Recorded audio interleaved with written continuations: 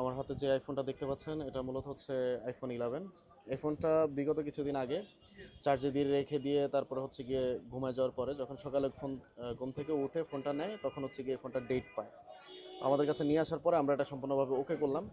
তো অনেকেই কিন্তু আমাদের সাথে কথা বলার সময় বলেন যে ফোন চার্জে দেওয়ার পরে কেন ডেট হয় বা ডেট হয় না, এই ধরনের একটা বিতর্কে জড়িয়ে পড়েন এবং অনেকের সাথে এই ধরনের বিতর্ক করেন। আপনারা আসলে সত্যিকার অর্থে এই ধরনের ঘটনা ঘটে কিনা সেজন্য আজকে শিওর করার জন্য এই ভিডিওটা করা।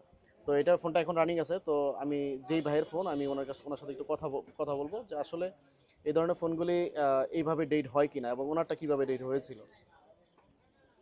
ভাই আমি জাস্ট ফোনটা নেন হাতে, আমি একটু দু একটা প্রশ্ন করি, আপনি জাস্ট উত্তর দেন। আপনার এই ফোনটা কিভাবে ডেট হয়েছিল একটু ক্লিয়ার করবেন।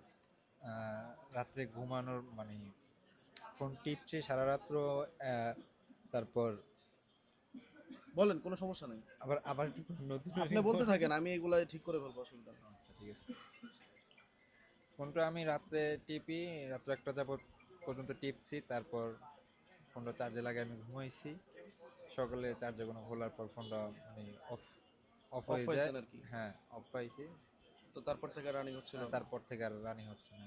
এরকম কিন্তু অনেকেরই কিন্তু এই ধরনের ঘটনা ঘটে। আমি রিসেন্টলি অনেকগুলি ফোন পাইছি। আইফোনগুলি বেশিরভাগ যারা আমাদের কাছে নিয়ে আসেন তারা কিন্তু জানেন যে চার্জে দিয়ে রেখে দিলে দেন হচ্ছে গিয়ে ফোনটা অটোমেটিক্যালি ডেট হয়ে যায়।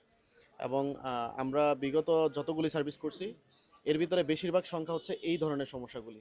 তো আপনার ফোনটা আসলে আমাদের ঠিক করতে তেমন কোনো বেগ পাইতে হয় নাই, আমরা খুব সহজেই ঠিক করে ফেলছি। তো আমরা বলছিলাম যে আসলে আমরা লোয়ার পার্ট এবং হচ্ছে আপার পার্ট দুইটা দুইটা বোর্ড দিয়ে একটা বোর্ড করা, তার মানে এটাতে স্যান্ডউইচ বোর্ড ইউজ করছে আইফোন।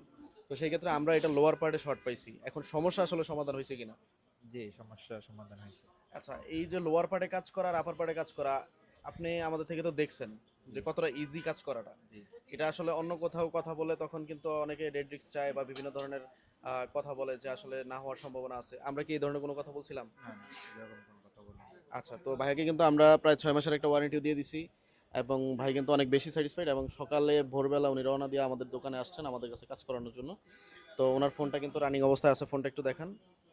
আচ্ছা, ফোনটা কিন্তু রানিং অবস্থায় আছে, এখন উনি পুরোপুরি স্যাটিসফাইড এবং ওনার হাতে একটা টোকেন আছে যেটা হচ্ছে মূলত আমরা ওয়ারেন্টি গ্যারান্টি যেটা দিই সেই ওয়ারেন্টি গ্যারান্টির হচ্ছে গিয়ে রিসিট, এবং সেটা একটু আপনাদের সাথে সামনে শো করবো যে আসলে উনি পাইছে কিনা। আপনি এই ওয়ারেন্টি কাগজটা তো পাইছেন নাকি?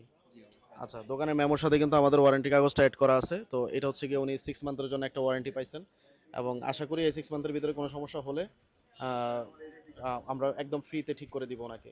তো সকলে ভালো থাকবেন এবং আইফোনের নিত্য নতুন এরকম সমস্যা নিয়ে যদি কেউ ফেস করে থাকেন সেক্ষেত্রে আমাদের সাথে যোগাযোগ করতে পারেন। আল্লাহ হাফেজ।